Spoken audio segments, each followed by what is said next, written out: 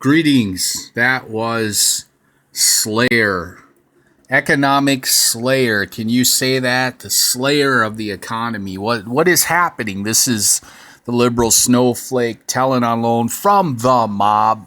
Greeting you this week. It's Friday. What do I see happening as the economy matures, so to speak? We have these cycles, and it seemed like we were due for a breakdown in the economy sometime in 2015 till up to now to follow the normal cycle. And we haven't really got that. Many said we kind of had 2011 was a little bit of a fall off in the economic markets from the unbelievable collapse of 2008, 2009. But I don't want to be a doom and gloomer, but I see a lot of complicating factors here. Right now, we got the Trump effect, I think, going on. And the Trump effect has been rallying the markets, this pro-business tax code. Just the whole mindset has kind of rallied the market. But there's a lot of things working against the Trump administration that have been put in play way before Trump came to office. Even there, we can blame it on Obama or not blame it on Obama, but there's things that the president doesn't decide, that Congress decides. So, listening to one of these guys online, Economic Collapse, that he mentioned, he gave some very interesting numbers. He talked about 8,000 stores closing in the USA this year in 2017. That's the projection. The all-time record for store closings, brick and mortar store closings, was hit in 2008 during the Great Recession of 6,200. So we're going to eclipse that number quite significantly, more than 15%. That's huge. A huge amount of store closings. The ripple effect on that is, what will it do to the commercial real estate markets? Lest who's got the ability to go out there and put a brick and mortar store up. This could cause complications in the e-commerce. There may be people that go after e-commerce to shut it down because it's shutting down brick and mortar stores. Has anybody thought of that? That's why these collapses aren't good, because the Patriot Act came from 9/11. All these rules that govern car insurance and housing insurance came from somebody's house burning down or a bad accident. A lot of disasters are paid for by the masses, and we may end up paying for this in the form of less freedom online, less brick and mortar store choice. This isn't good. I'd like to see Sears and J.C. Penney's rally, but amongst many other brick and mortar stores struggling. And so, my next point is, we're going to have empty buildings. That means commercial real estate is going to be pressured. We're going to have something like, in terms of retail space, the record is already, we've had 4 square feet of retail space shut down, and it's only April. We have a projection of 147 million square feet of retail space shutting down, being closed in 2017 as a projection from the 8th first closing in the United States. The record was set for square footage being shut down in retail space is 115 million square feet in 2001. 115 million square feet. We're going to surpass that at 147 million square feet, and we're going to be up at least 10 to 15%. Biggest loss of retail space in the history of our country.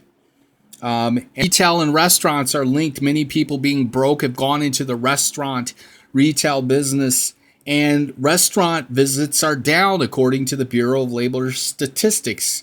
The traffic is down. And these people went to restaurants as a way to get out of their mess, and it doesn't look like the retail space, whether it be for a restaurant or to sell clothes or goods or what have you, is the way to go. And so e-commerce is there as a replacement. And now here's where we get to the conspiracy nut analogy. What could go wrong here? Well, a lot of things could go wrong. Now you're talking about, you're messing with commercial real estate. There are very rich people who own that property. They're having problems getting tenants. The next thing you know, they're talking to the government about e-commerce is out of control. Anybody can just set up a store online. Should this be how it is? Boom. They come in, they make it much more difficult to have an e-commerce site. You know, Amazons and the eBays of the world are fine, but if you think you're going to open a site up on Wix or something, you're out of your freaking mind. You go take your ass and shop at a brick and mortar store. You're not going to be an entrepreneur. You know, this could be devastating to freedom, economic freedom. And, you know, a lot of people, you know, there's a lot of idiots out there. They're rooting for these collapses. You know, there were whack jobs when 9/11 hit that they didn't realize the far destructive nature that 9/11 had to their freedoms. It changed the way we can bank. It changed the way we can drive a car. It's changed so many things. People don't even know it. We lost freedom. We lost part of what it meant to be an American for safety. And it could happen again. The e-commerce sites could become a threat to brick and mortar stores to the point where it's unhealthy. And these idiots running out there, oh, brick and mortar's dead, brick and mortar's dead. And what they're doing is catalyzing a set of regulations to come in to deal with a balance between e-commerce and brick and mortar. And that means maybe less opportunity for the up and coming generation, which might be what these assholes want. We have many complicating, you know, factors here. We have the fact that commercial real estate will cannibalize itself to keep profits high. They'll tear down buildings just so 2 miles down the street that facility doesn't have to drop the rent. They'll tear down an empty building. They won't even tell you why they did it. Oh, it's dangerous. Too much to repair. Rather than let it be rented out and get charged money on the structure by the city. So there's many complicating factors here, and I have not yet begun to